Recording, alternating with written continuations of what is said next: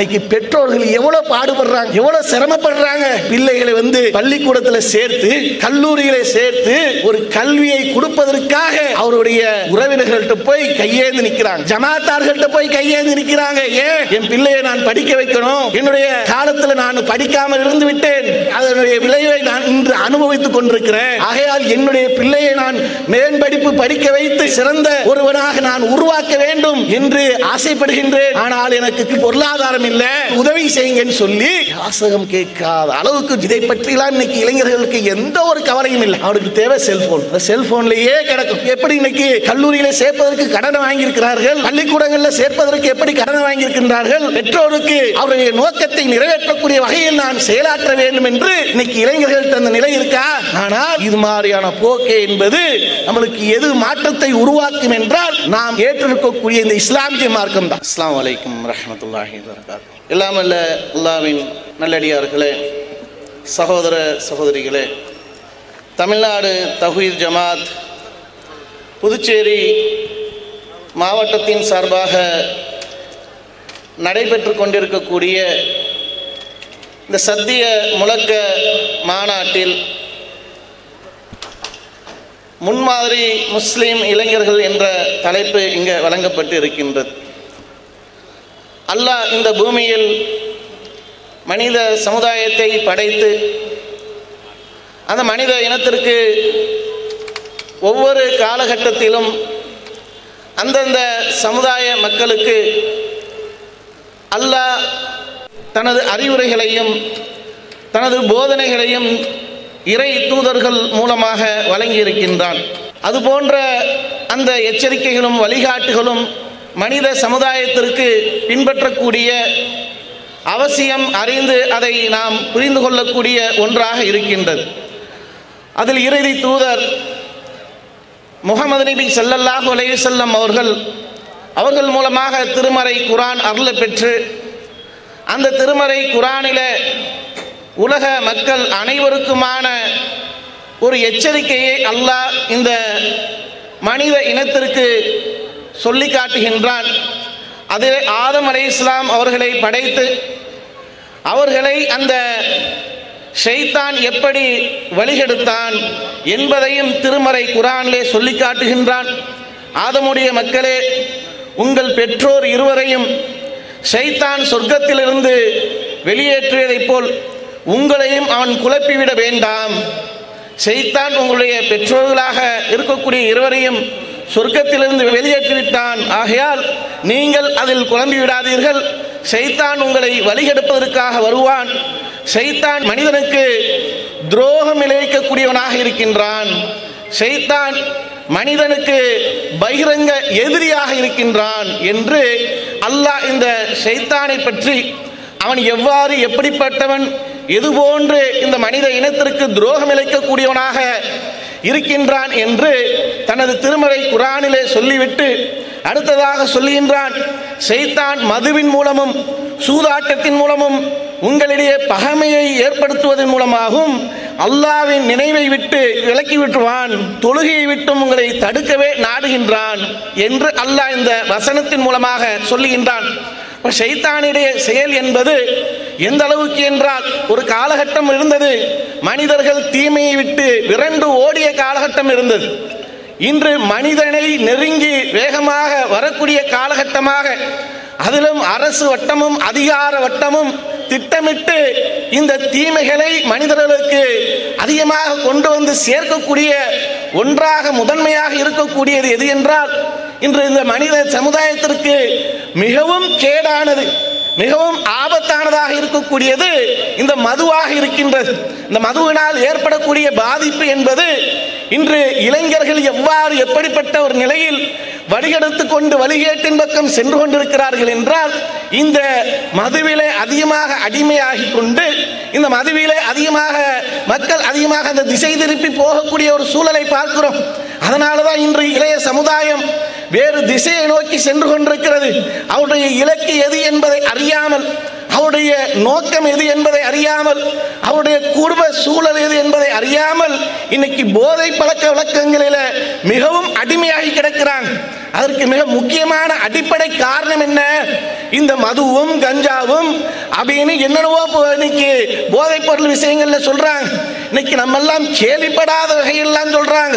அந்த போதைப் பொருள் விஷயத்தை சொன்னால் ஸ்டாம்ப் வடிவத்தில் ஒன்று இருக்கு, அது பல மணி நேரம் போதை தரக்கூடியதாக இருக்கு என்று இன்னைக்கு இந்த போதைப் பொருட்கள் என்பது சர்வ சாதாரணமாக மனிதனுடைய வாழ்க்கையில் ஊடுருவி கொண்டு மனிதனுடைய வாழ்க்கையை கெடுத்து கொண்டிருக்கிறது. இதற்கு முக்கிய காரணம் யாராக இருக்கிறாங்க? இதற்கு முக்கிய பங்கின்று வகிக்கக்கூடியது யாராக இருக்கு?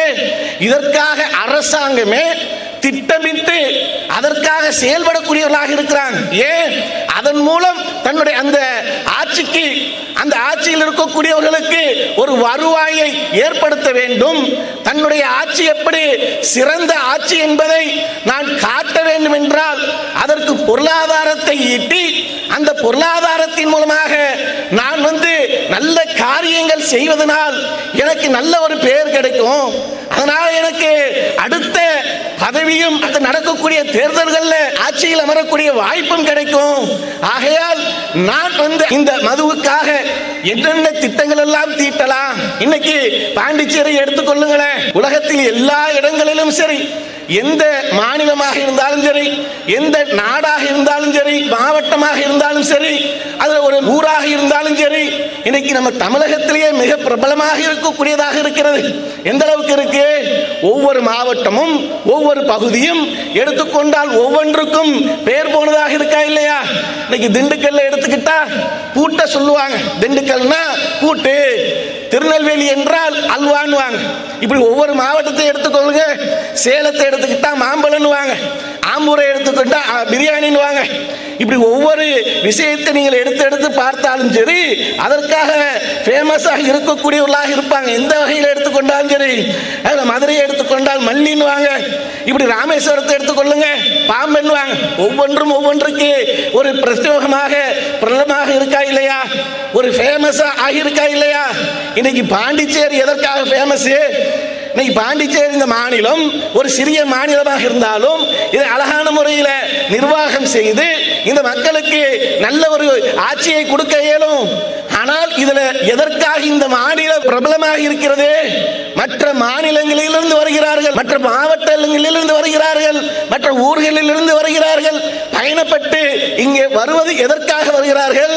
பாண்டிச்சேரிக்கு போனோம்னா நல்லா சாராயத்தை வாங்கி குடிச்சிட்டு நம்ம ஜாலியா ஊர் சுத்திட்டு போகலாம், நம்ம ஜாலியா என்ன பண்ணலாம், அங்க அனுபவித்து விட்டு வரலாம் என்று இன்னைக்கு இந்த பாண்டிச்சேரி மாநிலத்தையே மிக கேவலமாக ஆக்கி வைத்திருக்கிறார்களா இல்லையா? எவ்வளவு பெரிய அவமானகரமான செயல். ஏன் இன்னைக்கு என்ன தொழில் வளர்ச்சியில பாண்டிச்சேரி முன்னணியில் செஞ்சுக்கிட்டு இருக்கு? இந்த பொருட்களை தயாரித்துக் கொண்டு மிகப்பெரிய பொருட்களை தயார் செய்வதில் இந்த மாநிலம் அதிகமாக பிரபலம் அடைந்திருக்கு. இல்லை, இந்த பொருளை உற்பத்தி செய்வதனால், இந்த பொருளை விளைவிப்பதனால் இந்த மாநிலம் பிரபலமாக இருக்கு அப்படின்னு இருக்கா? அப்ப எதற்காக இன்னைக்கு பிரபலமாக ஆகி இந்த மாநிலத்தை வைத்திருக்கிறார்கள்? எல்லோரும் கேலி செய்யும் வகையில சாராயத்துக்கு பிரபலமாக ஆக்கி வைத்திருக்கிறார்கள் என்றால் இது எவ்வளவு பெரிய கேவலமான ஒரு கேடுகட்ட செயல். அப்ப இப்படிப்பட்ட இந்த சாராயம் தான் ஒட்டுமொத்த சட்ட ஒழுங்கு பிரச்சனைகளுக்கும் பிரச்சனையாக இருக்கு. இன்னைக்கு சட்ட ஒழுங்கு பிரச்சனை ஏற்படுதுன்னா என்ன காரணம்? இன்னைக்கு நாட்டில் ஏகப்பட்ட திருட்டு நடக்கின்றது, கொலை நடக்குகிறது, கற்பழிப்பு நடக்குகிறது. அனைத்துக்குமான முதன்மையான கேடுகட்ட செயல் எதுவாக இருக்கு? இந்த மதுவைத்தானே சொல்றாங்க. நான் மதுவை குடித்திருந்தேன், அங்கே இருக்கக்கூடியது யார் என்று தெரியாமல் நான் தவறிழைத்து விட்டேன், நான் மதுவுக்கு அடிமையாகிவிட்டேன், ஆகையால் எனக்கு தேவை என்று இருப்பதனால் நான் திருடுவதற்கு சென்றேன், நான் மதுவை அருந்தி நான் தன்னிலை மறந்தவனாக இருந்ததனால் எனக்கு என்ன நடந்ததுன்னு தெரியல, கோபத்தில் குத்தி கொலை செஞ்சுட்டேன், இப்படி சொல்றானா இல்லையா? இன்னைக்கு குற்றவாளிகளாக இருக்கக்கூடியவர்களை விசாரிக்கும் போது அவர்கள் சொல்லக்கூடிய காரணம் என்ன? இந்த மதுவை தானே சொல்றாங்க. அப்ப இப்படிப்பட்ட இந்த மதுபானம் என்பது மனிதனுக்கு அவ்வளவு கேடு விளைவிக்கக்கூடிய ஒன்றாக இருந்தால் அதை இன்னைக்கு ஊக்குவிக்கக்கூடிய அளவுக்கு இன்னைக்கு அரசு பள்ளிக்கூடங்களை எண்ணி பாருங்க. இந்த பாண்டிச்சேரியில் இருக்கக்கூடிய அரசு பள்ளிக்கூடங்கள் எத்தனை என்று எண்ணி பாருங்க. அதே இங்க இருக்கக்கூடிய சாராய கடையை எண்ணி பாருங்க. எது மிகைத்திருக்கு? திரும்பும் திசையெல்லாம் சாராய கடையை வைத்திருக்கான், திரும்பும் திசையெல்லாம் பார்களை வைத்திருக்கின்றார்கள், திரும்பும் திசையெல்லாம் குடியாரர்கள் சொல்லக்கூடியவர்களாக இருக்கிறாங்க. அப்ப இப்படிப்பட்ட ஒரு நிலை இந்த மாநிலத்தில் நடக்குதுன்னு சொன்னா இது என்ன ஒரு கேலி கூத்தானதுன்னு சொன்னா, இந்த ஒரு வகையில இதற்கென்று IAS அதிகாரிகளை நியமிக்கிறாங்க, இதற்கென்று ஒரு நிர்வாகத்தை செய்து கொண்டு இன்னும் எத்தனை கடையை நம்ம அதிகரித்து இந்த மதுபானத்தை வீர்த்து அதன் மூலம் நம்ம லாபம் ஈட்ட முடியும் என்று திட்டமிட்டுக் கொண்டிருக்கிறார்கள். இதற்கென்று ஒவ்வொரு வருஷமும் ஜூன் 26ஆம் தேதி என்ன செய்யறாங்கன்னா போதைப் பொருள் ஒழிப்பு தினமாக கடைபிடிக்க வேண்டும். ஒவ்வொரு வருடமும் ஜூன் 26 அன்று அவர்கள் செய்யக்கூடிய செயல் என்ன? அன்றைய தினம் போதை ஒழிப்பு தினமாக இந்த நாளை கருதி எல்லா இடங்கள்லையும் பள்ளிக்கூடத்துக்கு போங்க. ஏன் இன்னைக்கு சின்ன சின்ன பிள்ளைகள் கூட மதுவுக்கு அடிமையாகி சர்வ சாதாரணமாக போதை பழத்துக்கு அடிமையாகி செல்கின்றான. அப்ப அது மாதிரி இருக்கக்கூடிய இளைஞர்களை வென்றெடுக்கக்கூடிய வகையில் நீங்கள் மதுவுக்கு அடிமையாகிவிடக் கூடாது, இந்த மது எவ்வளவு ஆபத்தானது என்பதற்காக அரசு அதிகாரிகள் பள்ளிக்கூடத்துக்கு சென்று அந்த கல்லூரிகளுக்கு சென்று மதுவை பற்றி விழிப்புணர்வு ஏற்படுத்துறாங்க. மதுவை பற்றி இந்த ஜூன் 26 வந்துருச்சுன்னு வைங்க, அந்த வாரத்தில் பள்ளிக்கூடத்துக்கு செல்றது, கல்லூரிக்கு செல்வது, கல்லூரிக்கு சென்றுட்டு மதுவினால் ஏற்படக்கூடிய பாதிப்பு எவ்வளவு இருக்கு தெரியுமா? மதுவினால் ஏற்படக்கூடிய கேவலமான செயல்கள் எவ்வளவு நடக்குது தெரியுமா? அதனால் கட்டுரை எழுதுங்க. கட்டுரை எழுதினால் சிறந்த கட்டுரை எழுதுவர்களுக்கு அது பரிசு வழங்கப்படும், அரசு சார்பாக பரிசு வழங்கப்படும். இது என்ன செயல் இது? ஒவ்வொரு வருஷமும் ஒவ்வொரு பள்ளிக்கூடங்களை எல்லாத்தையும் தேர்ந்தெடுத்து மாணவர்கள்ட்ட போய் இளைஞர்கள்ட்ட போய் நாங்கள் விழிப்புணர்வு ஏற்படுத்துறோம், அதில் ஒரு பாதிப்பை மையமாக வைத்து என்று நீங்க சொல்றாங்க. அதை நடத்துறது யாரு? அதை ஊக்குவிக்கிறது யாரு? வருமானத்தை எதிர்பார்க்கிறது யாரு? அரசு தானே. அப்ப அரசே அது வேலையும் செஞ்சுக்கிட்டு ஒரு பக்கம் திருடுறது, ஒரு பக்கம் அயோக்கிய பணம் செய்வது, ஒரு பக்கம் நல்லவன் வேஷம் போட்டா இவர்கள் யாரு? இவர்கள் எப்படிப்பட்டவர்கள்? மனிதர்கள் இவரை எப்படி கருதுவோம்? அதைத்தான் இன்றைக்கு அரசு செஞ்சுக்கிட்டு இருக்கு. அது இந்தியாவில் எல்லா மாநிலத்திலும் இருக்கக்கூடிய அனைத்து தரப்பட்ட அரசுகளும் இதைத்தான் செய்து கொண்டிருக்கிறாங்க. இதுல யாரும் விதிவிலக்கு கிடையாது, இதுல யாரும் மாற்று கருத்துடையவர்களாக கிடையாது.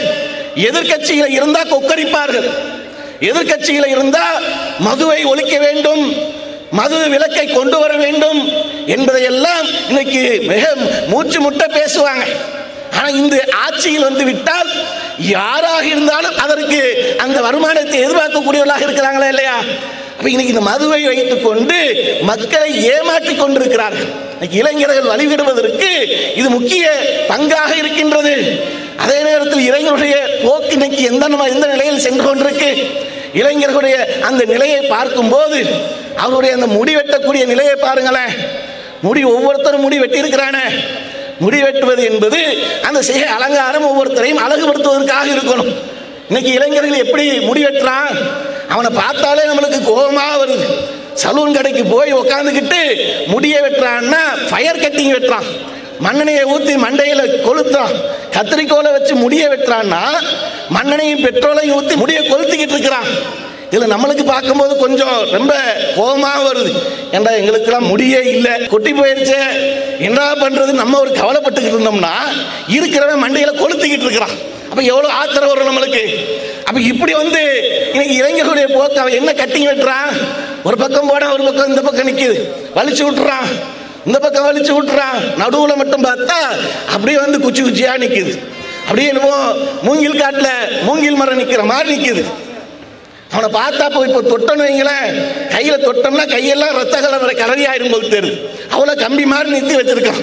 அதற்கு என்னென்னவோ கெமிக்கலை போட்டு கலவையை வைத்து கொண்டு அப்படியே எந்த காத்தடிச்சாலும் சாயாது போல் தெரியுது. தென்னை மரம் கூட சாஞ்சிரும், பனைமரம் கூட சாஞ்சிரும் போல் தெரியுது.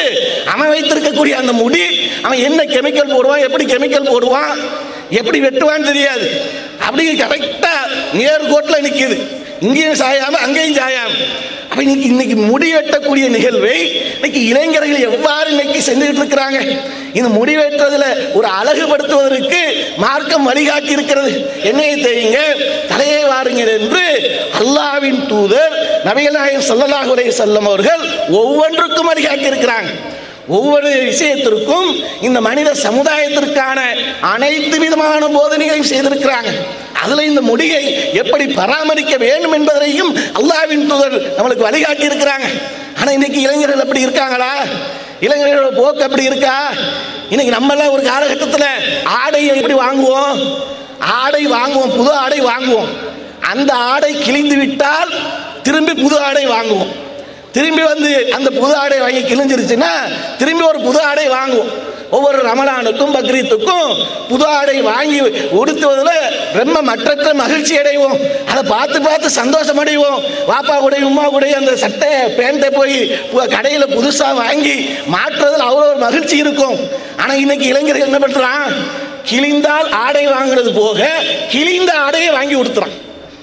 கிழிந்த ஆடையை வாங்கி என்னன்னு பார்த்தா பேண்ட் கீழே கிழிஞ்சிருக்கு, முட்டுக்காலில் கிழிஞ்சிருக்கு, தொடையில கிழிஞ்சிருக்கு. என்னடா ஏண்டா இவ்வளோ வறுமையா உனக்கு? பாவம், எதுவும் வாங்கி கொடுக்கறதுக்கு வழி இல்லையான்னா, அட போங்க பாய், இதான் ஃபேஷனு.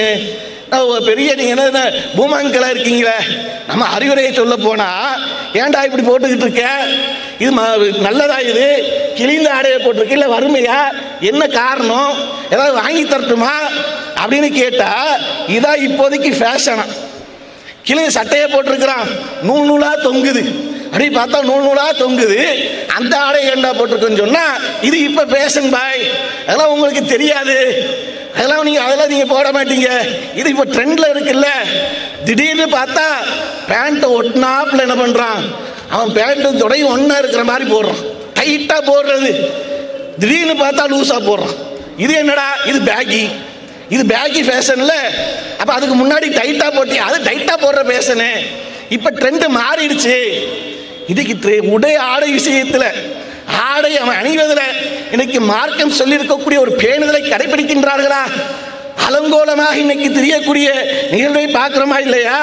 அப்ப இப்படிப்பட்ட ஒரு நிலையில் இன்னைக்கு இளைஞர்களுடைய போக்கு என்பது சென்று கொண்டிருக்கு என்றால் எவ்வாறு இவர்கள் திசை மாற்றப்படுகிறார்கள், எவ்வாறு திசை திருப்பப்படுகின்றார்கள் என்றால் இதற்கு அடிப்படையே நீ ஒழுக்கம் உண்ட ஒரு வாழ்க்கையை வாழக்கூடாது, மார்க்கம் வழிகாட்டி இருக்கக்கூடிய வாழ்க்கையை நீ வாழக்கூடாது, நீ எந்த வகையிலையும் நல்ல பேர் எடுத்து விடக்கூடாது, எந்த வகையிலும் மறுமைக்காக அல்லாஹ்வுக்கு பயந்து வாழ்ந்துவிடக்கூடாது என்பதற்காக திசை திருப்புவதை முக்கிய பணியாக எடுத்து சைத்தான் வழியெடுத்துக் கொண்டிருக்கின்றான். அதற்கு இன்னைக்கு அடிமையாக இளைஞர்கள் சென்று கொடுக்கக்கூடிய நிலையை பார்க்கிறோம். நமக்கெல்லாம் முன்மாதிரியாக, நமக்கெல்லாம் ரோல் மாடலாக இருக்கக்கூடிய யாரு? அல்லாஹ்வின் தூதர் முஹம்மது நபி ஸல்லல்லாஹு அலைஹி வஸல்லம் அவர்கள் இருக்கிறாங்க. நமக்காக முன்மாதிரி அவர்கள். அவருடைய வாழ்க்கையில் எவ்வாறு முன்மாதிரி இருக்கின்றது, எப்படிப்பட்ட முன்மாதிரி அல்லாஹ்வின் தூதர் இந்த சமுதாயத்துக்கு விட்டு சென்றிருக்கிறாங்க. அனைத்து விஷயத்திலும் சரி, ஒரு நண்பனாக வழங்கினால் அவர்களிடத்தில் முன்மாதிரி இருக்கும், ஒரு ஆட்சியாளராக இருந்தால் அவர்களிடத்தில் முன்மாதிரியாக இருக்கும், ஒரு தந்தையாக எடுத்துக்கொண்டால் முன்மாதிரி இருக்கும், ஒரு கணவனாக எடுத்துக்கொண்டால் முன்மாதிரி இருக்கும்.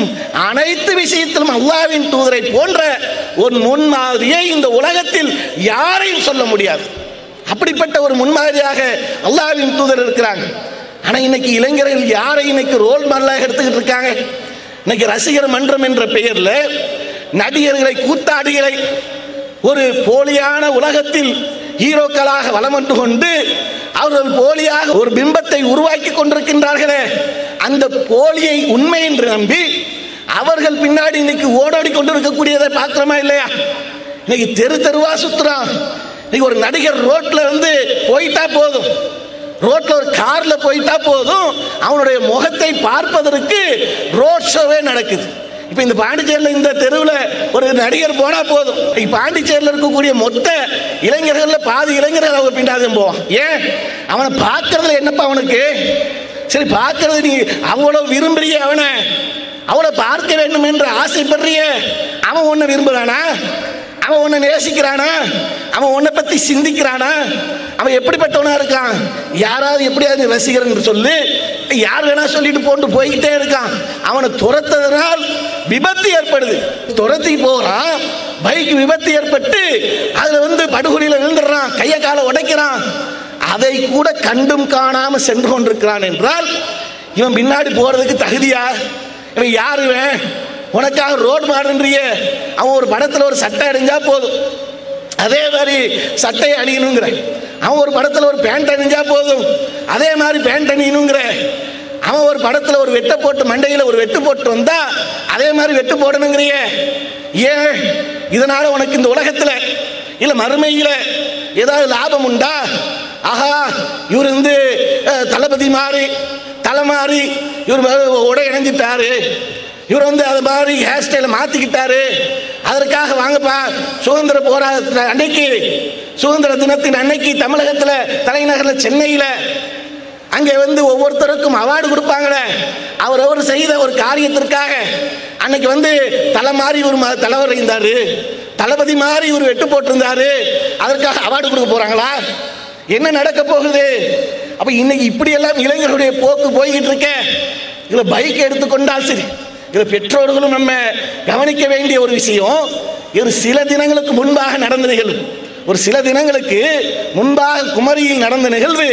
ஒரு பைக்கில் 4 பேர் போறோம், ஒரு பைக்கில் 4 பேர் போறார்கள். அந்த 4 பேர் போகக்கூடிய அந்த பைக்கில் விபத்து ஏற்படுது. அரசு பஸ் முன்னாடி போய் மோதிடுறான், நேருக்கு நேர் மோதுறான். 2 பேர் உடனடியாக அந்த இடத்துல உயிரிழந்துறான். எல்லாம் சின்ன சின்ன பிள்ளை, 17 வயசு 15 வயசு, 10வது படிக்கிறவன் 11வது படிக்கிறவன். இந்த பைக்கை அந்த பெற்றோர்கள் ஏன் கொடுக்கணும்? என்ன அவசரத்துக்கு கொடுக்கணும்? என்ன தேவை இருக்கு? இப்போ நீங்கள் பைக்கில் ஒரு பைக்கில் 4 பேர் போய் விபத்தாகி மரணிக்கக்கூடிய சூழல் ஏற்படுகிறது. இதையெல்லாம் கூட பெற்றோர்கள் என்ன பண்றாங்கன்னு சொன்னா பொருட்படுத்தாமல் உயிர் வலியை கூட பொருட்படுத்தாமல் பைக்கை கொடுத்து அனுப்புறாங்க. அங்கே விபத்து ஏற்பட்டு பாதிப்பு ஏற்படுது. அப்ப இந்த அளவுக்கு இன்னைக்கு இளைஞர்களுடைய போக்கு சென்று கொண்டிருந்தால் இளைஞருடைய நிலை எவ்வாறு? இன்னைக்கு உங்களுக்கான கடமைகள் என்ன? இன்னைக்கு சமூகத்தில் நடக்கக்கூடிய நிகழ்வு என்ன? எந்த மாதிரி நாட்டுடைய போக்கு போய்கிட்டு இருக்கு? இந்த உலகத்தினுடைய போக்கு என்ன போய்கிட்டு இருக்கு? இஸ்லாத்தை ஏற்றுக்கொண்டேன் என்பதற்காக, இஸ்லாமியன் என்பதற்காகவே ஒவ்வொரு திசையிலும் சூழ்ந்து கொண்டு தாக்குதல் நடத்தப்பட்டு கொண்டிருக்கிறது. அதுல இந்தியாவில் அதிகமாக இஸ்லாமியர்கள் பாதிக்கப்பட்டு கொண்டிருக்கார்களே. இந்த இஸ்லாமிய சமுதாயம் அவ்வளவு இன்னல்களுக்கும் துன்பத்திற்கும் துயரத்துக்கும் ஆட்பட்டு கொண்டிருக்கு. உரிமைகள் இழக்கப்பட்டு கொண்டிருக்கு. இன்னைக்கு மத்திய அரசாங்கம் சொல்லக்கூடிய அந்த வழங்கக்கூடிய இஸ்லாமியர்களுக்கு வழங்கக்கூடிய கல்வி உதவித்தொகை நிறுத்தப்பட்டாச்சு. அதற்காக அந்த உரிமை தொகை நிறுத்தப்பட்டாச்சு. அவங்க கொடுக்கக்கூடிய அந்த கல்லூரி உதவிக்காக, பள்ளிக்கூடத்துக்கு உதவிக்காக அதை மட்டும் வைத்து நம்ம படித்து விட முடியுமா? கண்டிப்பாக முடியாது. ஆனால் அது நம்மளுக்கான உரிமை தொகை. நம்ம இந்த நாட்டில் நமக்கான உரிமையை ஒருபோதும் விட்டுவிடக் கூடாது என்பதற்காக ஒவ்வொரு வருடமும் இந்த கல்வி தொகையை நம்ம வாங்கிக்கிட்டு இருந்தா இன்னைக்கு மத்திய அரசாங்கம் அனைத்து விதமான கல்வி உதவியை நிப்பாட்டிட்டானே. அதையும் தாண்டி உங்களுடைய பெற்றோர்கள் பிள்ளைகள் படிக்க வேண்டும் என்பதற்காக இந்த சமுதாயம், இஸ்லாமிய சமுதாயம் வெள்ளையர்களை எதிர்த்ததினால் கல்வியை இழந்து விட்டார்கள். அது பல நூற்றாண்டு காலமாக பின்தங்கி விட்டோம், கல்வியில் பின்தங்கியவர்களாக இருக்கின்றார்கள். அடுத்த தலைமுறைகளாகுது நமக்காக கல்வியில் மேலோங்கி வரக்கூடியவர்களாக சமுதாயமாக வர வேண்டும் என்பதற்காக இன்னைக்கு பெற்றோர்கள் எவ்வளவு பாடுபடுறாங்க, எவ்வளவு சிரமப்படுறாங்க. உங்களை பிள்ளைகளை பள்ளிக்கூடத்தில் சேர்த்து, கல்லூரிகளை சேர்த்து ஒரு கல்வியை கொடுப்பதற்காக அவருடைய உறவினர்கள்ட்ட போய் கையேந்து நிற்கிறாங்க, ஜமாத்தார்கள்ட்ட போய் கையேந்து நிற்கிறாங்க. ஏன்? இன்னைக்கு மனுக்கள் வரக்கூடிய ஜமாத்துக்கு சில மனுக்கள் வருகிறது. பார்த்தா என் பிள்ளையை நான் படிக்க வைக்கணும், என்னுடைய காலத்தில் நான் படிக்காமல் இருந்து விட்டேன், அதனுடைய விளைவை நான் இன்று அனுபவித்துக் கொண்டிருக்கிறேன். ஆகையால் என்னுடைய பிள்ளையை நான் மேன்படிப்பு படிக்க வைத்து இந்த சமுதாயத்தில் சிறந்த ஒருவனாக நான் உருவாக்க வேண்டும் என்று ஆசைப்படுகின்றேன். ஆனால் எனக்கு கல்வி கற்று கொடுப்பதற்கு பொருளாதாரம் இல்லை, ஜமாத்தார்கள் உதவி செய்யுங்கன்னு சொல்லி யாசகம் கேட்காத அளவுக்கு ஜமாத்தில் உதவி கேட்கக்கூடிய அளவு ஒவ்வொருத்தையும் போய் நிற்கிறான், கையேந்து நிற்கிறான். இதை பற்றிலாம் இன்னைக்கு இளைஞர்களுக்கு எந்த ஒரு கவலையும் இல்லை. ஆனால் என்ன, அவனுக்கு தேவை செல்போன், அந்த செல்போன்லேயே கிடக்கும். அந்த செல்போனுக்குள்ளேயே சுற்றிக்கிட்டு அவங்க எப்படி இன்னைக்கு கல்லூரியில் சேர்ப்பதற்கு கடனை வாங்கியிருக்கிறார்கள், பள்ளிக்கூடங்களில் சேர்ப்பதற்கு எப்படி கடனை வாங்கியிருக்கின்றார்கள், அவர்களுடைய பள்ளிக்கூடத்திலையும் கல்லூரிகளுக்கும் சேர்ப்பதற்கு தாயும் தந்தைகளும் கையேந்தி அடுத்தவர்கள்ட்ட உதவியை நாடி நம்மளுக்கு சேர்த்திருக்கின்றார்களே. பெற்றோருக்கு அவருடைய நோக்கத்தை நிறைவேற்றக்கூடிய வகையில் நான் செயலாற்ற வேண்டும் என்று இன்னைக்கு இளைஞர்கள்ட்ட அந்த நிலை இருக்கா? அப்படிப்பட்ட ஒரு இலை கவலையே இல்லாமல் சென்று கொண்டிருக்கிறான், கவலை இல்லாமல் போய்கிட்டு இருக்கிறான். ஆனால் இது மாதிரியான போக்கே என்பது நம்மளுக்கு எது மாற்றத்தை உருவாக்கும் என்றால், நாம் ஏற்றிருக்கக்கூடிய இந்த இஸ்லாமிய மார்க்கம் தான்.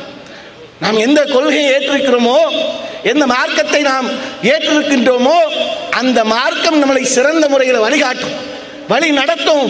அப்ப அதை நாம் நேசித்தோம் என்றால், அதை நாம் உண்மையிலே பின்பற்றினோம் என்றால், நிச்சயமாக ஒரு சிறந்த பிள்ளையாக, தாய் தந்தையர்களுக்கு சிறந்த பிள்ளைகளாக, சமுதாயத்துக்கு சிறந்த ஒரு தலைவனாக, பொறுப்புள்ள ஒரு மனிதனாக வாழ முடியும் என்றால் இந்த மார்க்கத்தை நாம் பின்பற்ற வேண்டும். இந்த மார்க்கத்தை நாம் பின்பற்றினோம் என்றால் நம்மளிடத்தில் அனைத்து விதமான ஒழுக்க மாண்புகள் வந்துடும், அனைத்து விதமான நற்காரியங்களும் நம்மளிடத்தில் வந்துடும். ஆகையால் நம்ம எப்படி மற்றவர்களுக்கு முன்மாதிரியா இருக்கணும்? அல்லாஹ் திருமறை குர்ஆனிலே சொல்லி காட்டுகின்றான். நீங்கள் பிற அல்லாஹ்வின் தூதரை பார்த்து, நீங்கள் இந்த தூதர் முகமது உங்களுக்கு எடுத்துக்காட்டாக இருக்கின்றார், நீங்கள் பிற மக்களுக்கு எடுத்துக்காட்டாக திகழ வேண்டும் என்பதற்காக இந்த முகமதை பாருங்க. நீங்களே இந்த முகமது எப்படி உங்களுக்கு முன்மாதிரியாக இருக்கின்றாரோ அதுபோல் நீங்கள் பிற மக்களுக்கு எடுத்துக்காட்டாக இருக்க வேண்டும் என்று இறைவன் அந்த வசனத்தின் மூலமாக நம்மளுக்கு வழிகாட்டுகின்றான். அப்ப நம்மளுக்கு நம்ம முன்மாதிரியாக இருக்க வேண்டும் என்றால் இன்னைக்கு நாட்டிலே நடக்கக்கூடிய நிகழ்வுக்கு நாம் முதன்மையாக நிற்கக்கூடியவர்களாக இருக்கும். அல்லாஹ்வின் தூதர் சொல்லியிருக்காங்களே, அத்தீனு அன்னசியா, பிற நலம் நாடுவதுதான் இஸ்லாம் என்று. அது பிற நலம் நாடக்கூடியவர்களாக இருக்கணும். சமூகத்தில் இன்னைக்கு பாருங்க, வரதட்சணை என்பது எந்த அளவுக்கு தலை விரித்து ஆடிக்கொண்டிருக்கிறது. இன்னைக்கு சமீபத்தில் திருப்பூர்ல நடந்த நிகழ்வு, கேரளாவில் நடக்கக்கூடிய நிகழ்வு, கள்ளக்குறிச்சியில 2 ஆண்டுகளுக்கு முன்பாக ஒரு குரல் கேட்டுச்சே, ஒரு தாயோட குரல், ஸ்டாலின் ஐயா என்னுடைய பிள்ளை மரணித்து விட்டால் 2 மாத பிள்ளையை பெற்றெடுத்து 2 மாதத்தில் ஒரு கை குழந்தையாக கொடுத்து விட்டு என்னுடைய மகள் தற்கொலை செய்து கொண்டால் இதற்கு காரணம் என்ன தெரியுமா? இதற்கு என்னுடைய மகளுடைய கணவருடைய வீட்டுக்கார், அவருடைய குடும்பத்தார் வரதட்சணை கேட்டு கொடுமைப்படுத்தியதால் அந்த கொடுமை தாங்காமல் என்னுடைய மகள் தற்கொலை செய்து கொண்டால் அவர்களுக்கு நீங்கள் தண்டனையை பெற்றுக் கொடுங்கள் என்று ஒரு தாயுடைய குரல் சமூக வலைத்தளங்கள் முழுவதும் பரவிச்சே. அப்படிப்பட்ட இன்னைக்கு இந்த வரதட்சணை என்பது சமூகத்திலேயே பெண்களுக்கு எதிராக நடக்கக்கூடிய மிகப்பெரிய அநீதியாக இருக்கு.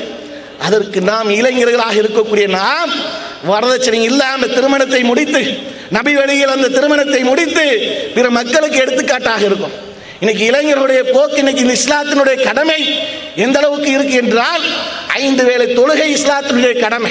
அமல்களில் முதன்மையானது இந்த தொழுகையாக இருக்கு.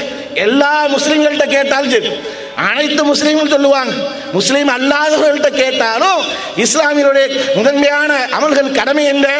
அவங்க 5 வேளை தொழுகிறது கடமைப்பா அப்படின்னு வாங்க. அனைவரும் தெரிந்திருக்கக்கூடிய விஷயம். ஆனால் இளைஞர்கள்ட்ட இன்னைக்கு இந்த தொழுகை விஷயம் எவ்வாறு இருக்கு? இன்னைக்கு தொழுகக்கூடியவர் எவ்வாறு இருக்கிறாங்க? ஃபஜ்ருடைய தொழுகையில இளைஞர்களை பார்க்க முடிகிறதா? மற்ற வக்து தொழுகையில இளைஞர்களை பார்க்க முடிகிறதா? ஜும்மா தொழுகக்கூடியவர்களாக இருக்கிறாங்க. ஒரு ஆய்வறிக்கை சொல்கின்றது, இஸ்லாத்தினுடைய அடிப்படை இன்னைக்கு சமூக மக்களுக்கு அனைவருக்கும் தெரிந்திருக்கிறது. யாரும் தெரியாதவர்கள் யாரும் கிடையாது, யாரும் புரியாதவர்கள் யாரும் கிடையாது. அதில் குறிப்பாக இளைஞர்களுக்கு மத்தியில் இந்த ஏகத்துவத்துடைய பிரச்சாரம் என்பது மிக வீரியமாக சென்றிருக்கு. மிக வீரியமாக சென்று அனைத்து கடமைகளும் உணர்ந்திருக்கிறாங்க. ஆனாலும் நுனிப்புள் மேயக்கூடிய அளவிற்கு அவர்கள் கிட்டத்தட்ட 86% வெறும் ஜும்மா தொழுகக்கூடியவர்களாக மட்டும் இருக்கிறார்கள். இளைஞர்கள் வெறும் ஜும்மாவுடைய தொழுகை மட்டும் இளைஞர்கள் 86% பேர் ஜும்மா தொழுகக்கூடியவர்களாகத்தான் இருக்காங்க. மற்ற ஏனைய வக்து தொழுகை என்பது அவர்கள்ட்ட ஒன்றுமே இல்லை. இளைஞர்கள் தந்த வணக்க வழிபாடுகள்ல அலட்சியமாக இருக்கின்றார்கள், வணக்க வழிபாடுகள்ல பேணுதல் இல்லாமல் இருக்கின்றார்கள் என்பதை இன்னைக்கு ஒரு ஆய்வில் சொல்லக்கூடிய நிகழ்வை பார்க்கிறோமே. இப்போ இப்படிப்பட்ட ஒரு இளைஞர்களாக இன்னைக்கு சென்று கொண்டிருந்தால் இதை நாம் முன்மாதிரியாக எப்படி சொல்ல முடியும்? ஒரு முன்மாதிரி முஸ்லீம் இளைஞனுடைய நிலை எவ்வாறு இருக்கணும்? அவனை பார்த்தால் அவனுடைய நண்பர்கள் தொழுவக்கூடியவர்களாக இருக்கும்.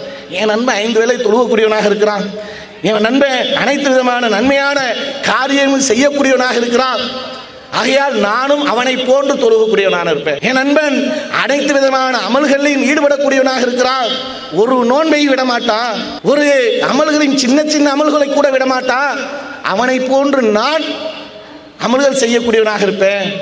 நான் எவ்வாறு இந்த நிலையில் மாறினேன் தெரியுமா? நான் இன்னைக்கு தொழுகையாளியாக இருக்கிறேன்னு சொன்னா என் நண்பனை பார்த்து நான் தொழுகையாளியாக இருக்கேன், என் நண்பன் மூலமாக அறிந்து கொண்டு தொழுகையாளியாக இருக்கிறேன். இப்படிங்கிறது தான் ஒரு முஸ்லீமுடைய மிகச்சிறந்த ஒன்றாக இருக்கும். இதுதான் அவளுக்கான மிகப்பெரிய ஒரு நன்மையாக இருக்கும். நாளைக்கு மறுமையில சிறந்த நன்மையை பெற்றுத்தரக்கூடிய ஒன்றாக இருக்கும். இந்த மாதிரியான ஒரு வாழ்க்கையை நம்மளிடத்தில் வாழக்கூடியவர்களாக இருக்கணுமா இல்லையா?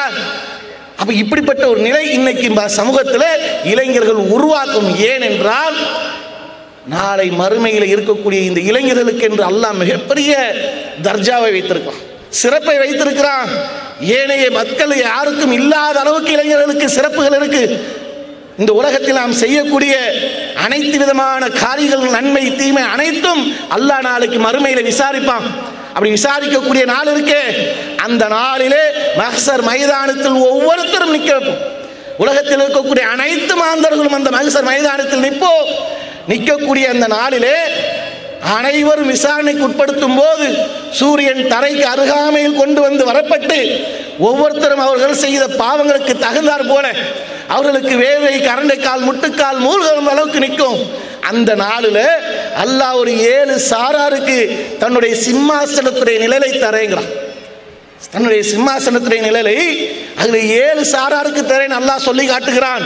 அதுல ஒரு சாரார் யாருன்னா, இளமை பருவத்தில் வணக்க வழிபாடுகளை ஊறி திளைத்த ஒரு இளைஞனுக்கு அல்லாஹ் இந்த சிம்மாசனத்துடைய நிழலை கொடுக்கிறேன்னு சொன்னா இது எவ்வளவு பெரிய ஒரு பாக்கியம், எவ்வளவு பெரிய ஒரு அருளாக இருக்கு.